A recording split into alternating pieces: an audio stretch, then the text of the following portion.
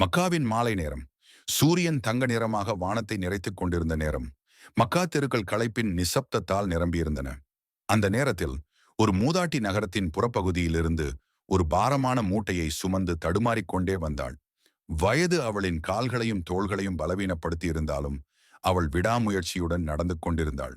அந்த நேரத்தில் அமைதியாக நடந்து வந்த ஒரு நபர் அவளை பார்த்தார்.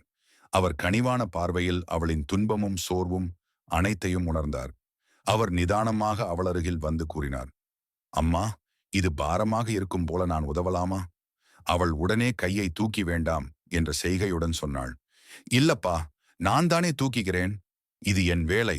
உனக்கு எந்த தொந்தரவும் வேண்டாம். அவள் ரொம்ப கடினமாக பேசினாள். ஏனெனில் யாரையும் இப்போது நம்ப முடியாது என்ற சந்தேகம் அவளது மனதில் இருந்தது. ஆனால் அந்த நபரின் முகத்தை ஒரு கணம் கவனித்ததும் அவளது கண்கள் மெதுவாக அடங்கின. அவரின் முகத்தில் அழகான மென்மை, எளிமை மற்றும் ஒரு அமைதியான ஞானம் தெளிவாக தெரிந்தது. அவள் நினைத்தாள், இந்த முகத்தில் பொய் அல்ல, கபடம் அல்ல. அந்த நிமிடம்தான் அவள் உள்ளுக்குள் நம்பிக்கை சிறிது எழுந்தது. அவள் மீண்டும் மூட்டையை தூக்கியபடி பயணத்தை தொடர்ந்தாள். ஆனால் அது அவளின் தளர்வு மற்றும் பாரத்தின் காரணமாக கீழே விழுந்தது. அவளின் உடம்பே நடுங்கியது. உடனே அந்த நபர் குனிந்து எடுத்துக்கொண்டு கூறினார், அம்மா, உங்க சுமையை கொஞ்ச நேரம் நான் சுமந்தால் அது எனக்கு தொந்தரவாகாது. நீங்கள் அமைதியாக நடக்கலாம். அவள் ஆழமாக மூச்சை விட்டாள். அவனுடைய முகத்தில் இருந்த அந்த மென்மையான ஞானம் அவளை அமைதிப்படுத்தியது. அவர்கள் இருவரும் வீட்டை நோக்கி நடக்கத் தொடங்கினர். சில அடிகள் நடந்ததும் மூதாட்டி பேசத் தொடங்கினாள்.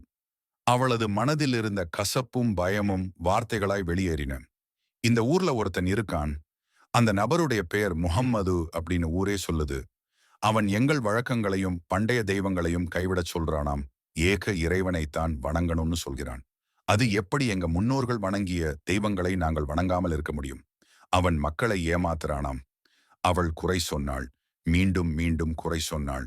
ஆனால் மூதாட்டியுடன் அவரது சுமையை சுமந்து கொண்டு வரும் அந்த நபர் ஒரு வார்த்தை கூட பதில் பேசவில்லை.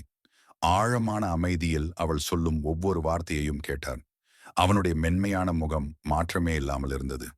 அங்கு கோபம் இல்லை, காயம் இல்லை, உணர்ச்சி ஆவேசம் கூட இல்லை. அவள் அந்த அமைதியை பார்த்து குழம்பினாள். ஏப்பா, நீ எதுக்கும் பதில் பேச மாட்டியா? அந்த நபர் புன்னகையுடன் சொன்னார், அம்மா, கஷ்டப்பட்டு நடந்துகிட்டே வந்த உங்க மனசு சாந்தியாக இருக்கணும். அதற்கு நான் அமைதியா இருந்தால் போதும். இந்த சொல் அவள் மனதை பிழிந்தது. அவர்கள் அவளது வீட்டின் வாசலுக்கு வந்தனர். அந்த நபர் மூட்டையை வீட்டின் உள்ளே வைத்து திரும்பிச் செல்ல முற்பட்டார்.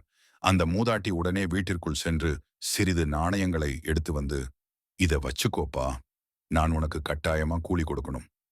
அதற்கு அந்த நபர் கூறினார், அம்மா, நான் உங்களுக்கு உதவியது கூலிக்காக அல்ல, மனிதனுக்கு மனிதன் நன்மை செய்யணும் என்பதற்காக. அவள் அதிர்ந்து பார்த்தாள். அவள் மெதுவாக கேட்டாள், உன் பேர் என்னப்பா? அவர் அமைதியுடன் பதில் சொன்னார், இவ்வளவு நேரம் வரும் வழியில் ஒரு நபரை பற்றி கூறினீர்கள் அல்லவா? அந்த முஹம்மது நான் தான். அந்த ஒரு வார்த்தை அவளது மனதை உலுக்கியது. என்னப்பா சொல்ற? நீயா அந்த முஹம்மது? நான் இத்தனை நேரம் குறை சொல்லியவர் நீங்களா? கண்ணீர் அவளது கண்களில் பெருகியது. அவள் நடுங்கிய கைகளால் அவரது கைகளை பிடித்து, மகனே, நான் உன்னை தவறாக புரிந்துகிட்டேன். உன் முகத்திலிருந்து அந்த மென்மையும் ஞானமும் என்னோட மனசை மாற்றிவிட்டது. நான் உன்னை அறியாமல் குறை கூறியதால் என்னை மன்னிச்சிடு.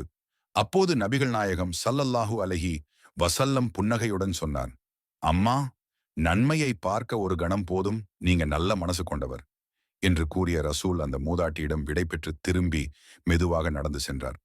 மூதாட்டி வாசலில் நின்று கொண்டு அவர் மறைந்து போகும் வரை பார்த்தாள். அவள் மெதுவாக தன்னிடமே சொன்னாள், இன்றுதான் எனக்கு உண்மை தெரிந்தது.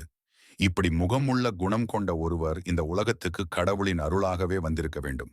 ஆம், மாஷா அல்லாஹ். அந்த மூதாட்டியும் சிறிது நாளில் கலிமா கூறி ஏக வழிபாடை ஏற்றார்.